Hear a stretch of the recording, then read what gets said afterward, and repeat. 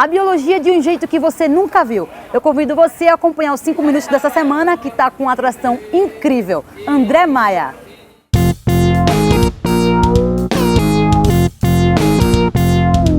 Seja bem-vindo, André. Obrigado, Giel. E para começar o nosso bate-papo, me conta como começou a tua história com a biologia. Minha história com biologia, ela começou há muito tempo. Acho que desde criança eu sempre era apaixonado por animais. Só que a minha mãe não deixava muito ter animais, porque eu morava em apartamento. Então, o que foi que ela permitiu, de uma certa vez, eu criar um caranguejo. Um caranguejo? Um caranguejo, porque na casa da minha avó a gente se reunia e tinha as caranguejadas. E aí um tio meu resolveu me dar um caranguejo. Mesmo assim eu fiquei com medo, com receio. Meu tio, não tem problema não, que eu vou convencer sua mãe a você criar o caranguejo. Meio inusitado. Comecei criando um caranguejo, mas como você sabe, criança, eu queria colocar esse caranguejo para correr, para brincar. E aí não deu muito certo. Cheguei a amarrar uma linha nele e correr com ele. Quando eu terminei a corrida, só tinha a linha no final. E eu tive 11 caranguejos. Na época tinha um programa de TV que era estourado, aparecia numa rede de televisão, e era chamado de Lula e Juba, era Armação Ilimitada. E tinha um personagem chamado de Bacana, que era o primeiro pirraia a aparecer assim, digamos que um menino mais desenrolado, andava de skate, surfista. Então, digamos que hoje em dia é mais comum a gente ver criança assim, mas na minha época não era tão comum. Então toda criança queria ser o Bacana, porque Bacana, como o próprio nome diz, é bacana, né?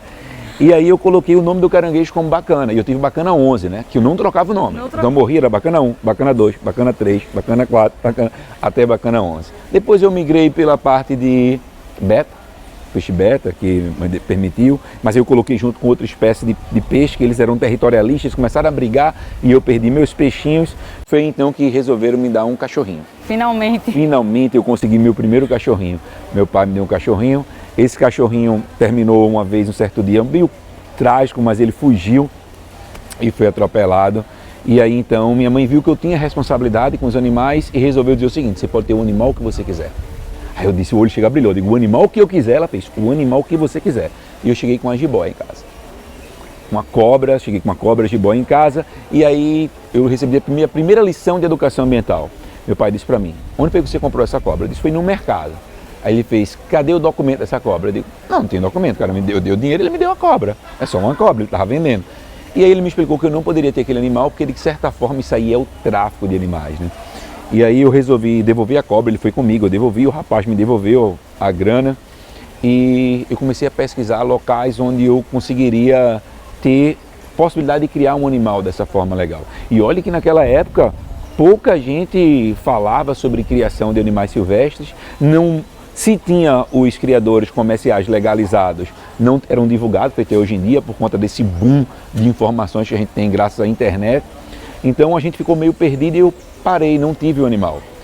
Muito tempo depois, e muita gente criava animais ilegais naquela época, né? Já chegou a ver, já teve mercados no Recife que já chegou, histórias dizem que já chegou a ter leão para vender. Aí você tira. Então as pessoas tinham macaco, então pegavam os animais da natureza e criavam, que isso era muito comum, tipo herdando um pouco do que, de certa forma, os índios faziam também, né? Sim. Eles criavam alguns bichos que eles retiravam da natureza, não todos, alguns eles caçavam, outros eles conseguiam retirar. Foi aí então, depois de muito tempo, eu conheci um rapaz aqui chamado de Joaquim Justino, um cara que é fera em relação ao comportamento animal, e ele me disse da possibilidade de se ter animais legalizados, autorizados pelo IBAMA e pelo que é o órgão ambiental federal. E aí eu comecei a adquirir alguns e comecei a trabalhar com educação ambiental. Quais dificuldades que você encontrou para ingressar nesse meio? Bem, a primeira dificuldade para fazer biologia não é fácil. Eu sei que aqui na Unibra tem biologia, galera, não é fácil. Mas também é aquela condição, Gil. Eu acredito muito que depende do profissional. Sim, né? força de vontade. O mercado, ele sempre precisa de um profissional diferenciado. Só depende de você.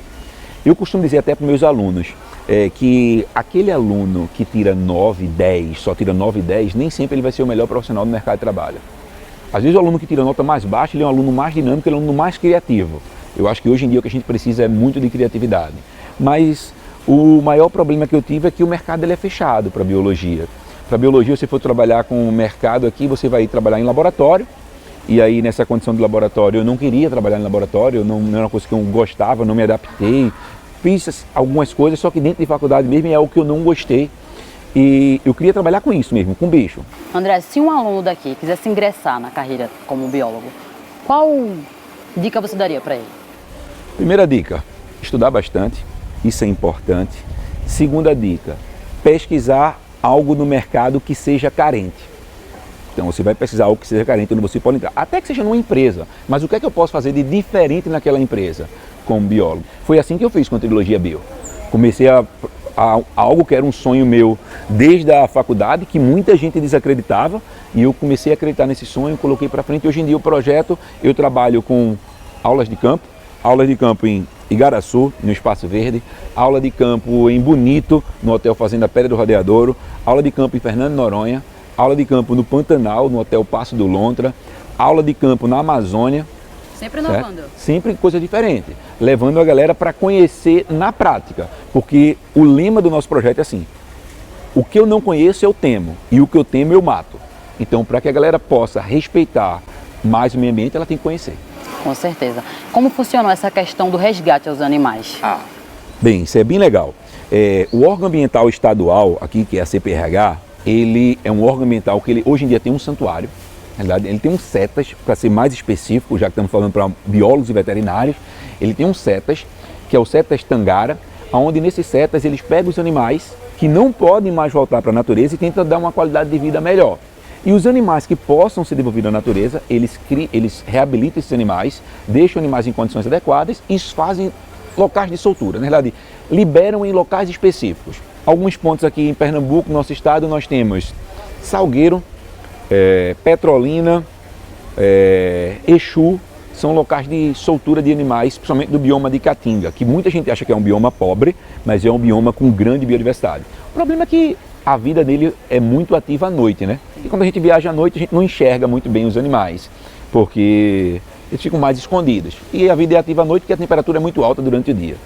E aí eu descobri que os órgãos ambientais, a boa parte do Brasil, quando o animal chega mutilado, eles... Acontece muito. Acontece bastante. Sabe como? Linha de papagaio, cerol. Corujas que se enrolam em linha de papagaio e têm as asas amputadas. Timbu. Timbu é uma espécie sinantrópica. Hoje em dia quase toda casa deveria adotar. Vou fazer uma campanha, adote um timbu, porque todo dia tem ligação para a gente resgatar timbu. É uma espécie que se alimenta do nosso lixo, então ela está muito inserida dentro da urbanização. E nessa época, até em época de reprodução, que é junto das chuvas, às vezes as mães vão sair, muita chuva, elas escorregam, então cai, ou então um cachorro mata a mãe e os filhotes ficam. E as pessoas pegam os filhotes, ligam para a gente fazer o resgate, leva para lá também. Outra coisa que acontece, existe uma lenda muito forte no Brasil, e no Nordeste nem se fala, que é a lenda da rasga-mortalha da coruja. Já ouviu falar disso? Não. Não, é o seguinte, dizem que se uma coruja passar em cima da sua casa e ela fizer um chiado... Qual é? Alguém morre. Alguém morre, né? Minha avó dizia que era o seguinte: quando você vê uma coruja passando branca, você liga, viva a noiva, que você está, é o antídoto para a lenda urbana, né? E por conta disso, o que as pessoas fazem? Apedrejam, tocam fogo nos ninhos, querem tirar as corujas que estão em cima dos prédios. Então o órgão ambiental aqui, ele não pratica a eutanásia, que em outros estados praticam, que é eliminar o animal. O animal não tem condições de voltar para a natureza. E aí o que acontece? Vai ficar tumultuado. Onde é que vai botar esses bichos? Então o que é que esses órgãos entendem? É muito melhor eu ter espaço para reabilitar do que eu deixar um animal aqui que não pode mais voltar para a natureza. Então eles praticam eutanásia. Aqui no Pernambuco, não. Ficam todos lá guardados. E aí eu achei muito legal essa ideia. Só que também em algum momento vai sobrecarregar. Por isso eu tenho um projeto futuro de construir um santuário para poder desafogar o órgão ambiental. E aí eu descobri também que o órgão ambiental ele não faz o resgate de animais silvestres. Por que ele não faz o resgate? Não é porque eles não queiram, é porque tem pouca mão de obra. Vê, tem às vezes um fiscal de fauna para Pernambuco todo, né? Então é pouca mão de obra, precisava mais de incentivo. E o combate ao tráfico, como é que funciona? Já aconteceu alguma situação inusitada? Já. Antes, quando você faz biologia, você começa a ser o próprio capitão planeta, né? Você entra na biologia, você recebe muita informação. Se você pegar um professor que ele é muito conservacionista, aí é que você começa a brilhar mesmo. Eu já cheguei, uma coisa, não façam isso, pelo amor de Deus, eu já cheguei andando de bicicleta, um cara jogou um coco na rua, eu passei, peguei o coco, passei no carro e disse, tu esqueceu, toma, joguei o coco dentro do carro dele, porque eu achava que eu teria que salvar tudo no planeta. E às vezes você termina se mantendo enrascada por conta disso. Eu confesso que eu fico doente e até hoje eu não consigo me conter, eu reclamo quando eu vejo pessoas jogando lixo na rua. Porque a população fala que vai chover, estamos chegando em época de chuva, Recife vai alagar, o pessoal começa a postar, isso é um absurdo, faz isso, faz aquilo. Só que a sociedade não entende, ou até entende, dá uma de doido, que se existe um grande responsável também, não só apenas, obviamente, falar que nossas tubulações, tem tubulações que são muito antigas, todo mundo já sabe, é redundante, mas que a população contribui para que essas enchentes aconteçam, isso é fato. André, deixa a tua mensagem para os nossos alunos de incentivo, dá uma reflexão para a gente, pode ficar à vontade. Bem, o que acontece? Eu costumo dizer que nós biólogos ainda vamos conquistar o mundo, e eu espero que conquiste mesmo, porque se todo mundo for com a consciência e saber que o futuro do planeta depende da gente, todo mundo vai contribuir de forma positiva. Lembra vocês, o homem, ele não vai destruir o meio ambiente e nem vai destruir o planeta. Quer dizer, o meio ambiente ele até pode destruir, mas o planeta não. O planeta é muito maior do que a gente pensa. Ele pode até eliminar várias espécies, depois vão acontecer sucessões, que não sejam as mesmas espécies voltando, mas sempre vai ter vida no planeta. Agora, se ele continuar acelerando feito ele vem, ele vai destruir a própria espécie humana. E infelizmente, eu acho que o planeta vai agradecer por isso. Porque é você tirar a maior praga do mundo para que o planeta volte a ficar de forma equilibrada. Mas para você que é biólogo, a gente pode evitar isso. Então não desista. Essa é a grande importância da biologia e de você que vai se tornar biólogo. A gente precisa de muitos soldados nesse exército. Então, taca-lhe pau aí, continua nesse estudo para se formar e vamos embora trabalhar junto. Eu vou trazer Timão. Timão. Timão. A convidada especial. Essa aqui é Timão, olha só. Sabia que é um dos animais mais traficados? Um dos mais traficados. Qual é a espécie dela? Me fala um pouquinho. Essa aqui é uma jiboia, certo? É uma jiboia que o pessoal chama de BCC, uma boa constrictor constrictor. Essa jiboia, ela é muito comum ter na Mata Atlântica, no bioma de Caatinga, no Cerrado. Talvez seja a jiboia mais conhecida pela população, pode pegar. Vou fazer uma pergunta que eu sempre faço nas minhas palestras. Ela é molhada ou é seca? Toca de novo, porque você estava em transe. Não sei. Toca assim, vê se mela a tua mão. Não mela, mas tem a sensação que é molhada. Tem a sensação que é molhada, tem a sensação, vou dizer melhor, tem a sensação que é plástica. É. Não é? Então ela nem é molhada, tá certo? E nem ela é mais geladinha, ela não é gelada, mas ela é friazinha. Coloca a mão aqui para sentir. Tá vendo? Sabe por quê? Esse animal aqui, ele não consegue controlar a temperatura corporal. Então a temperatura dele varia de acordo com o meio ambiente. Se ele ficar muito tempo comigo aqui e a gente pegando nele, ele vai aquecer um pouco porque ele rouba a temperatura do meu corpo, certo? Mas ele é um animal que não consegue controlar. Aí existem algumas lendas e alguns mitos. Algumas pessoas acham que cobras assim, ó, cabeça triangular, são cobras peçonhentas. Mito. E o que diferencia um peçonhento de um não peçonhento? A peçonhenta, eu vou dizer as 4 peçonhentas que nós temos no Brasil. Jararaca, cascavel, surucucu e a cobra coral, certo? O que é que é pouco provável que você consiga identificar uma serpente quando ela é peçonhenta visualmente, quem não tem a prática é pouco provável. Porque existem algumas regras, assim, cabeça triangular, dizem que o animal é venenoso, isso serve para um grupo de cobras, umas víboras, umas serpentes norte-americanas. Para a gente não, só que tem muita gente que usa essa regra. Aí pega a jiboia, mata a jiboia porque acha que ela é uma serpente peçonhenta, não é? Que tem uma diferença em ser venenoso e ser peçonhento. Venenoso é aquele animal que ele elimina o veneno, ele exala o veneno pela superfície corporal. No caso, não poderia nem tocar, né? Se fosse o caso. Por exemplo, um sapo venenoso, pelas suas mucosas, eles começam a produzir pelas glândulas, liberam veneno. Agora sim, para você ser contaminada, você tem que ter contato pelo menos com a mucosa ou então com o vaso sanguíneo. Os animais peçonhentos, eles conseguem inocular o veneno no teu corpo. É diferente. Essa aqui tem uma dentição que nós chamamos de áglifa. Os dentes delas são todos voltados para trás, tá certo? Mas elas não têm aqueles dentes inoculadores de venenos feitas outras têm. Bom, então, o que eu digo é o seguinte, viu uma cobra, ela está no meio da rua, então procura evitar ela, procura não mexer se você não sabe se ela é venenosa ou não. Qualquer coisa liga para o órgão ambiental, para o bombeiro, até mesmo para o Trilogia Bio, e a gente vai tentar te ajudar da melhor forma possível. Ou indo lá, mas eu também peço paciência, galera, nós só temos um transporte também para dar conta, a gente está na mesma situação dos órgãos, a gente só está ali como mais um apêndicezinho para tentar ajudar, né? Eu sou fascinado pelas cobras, pela tranquilidade, pela locomoção, porque é um animal que não tem pata e saca só. Um animal mesmo sem ter pata e consegue ter uma habilidade dessa. Aí eu acho que vai pegar um take legal ali, ó. Que eles já estejam bem rápido, né? Ah, tem uns sim.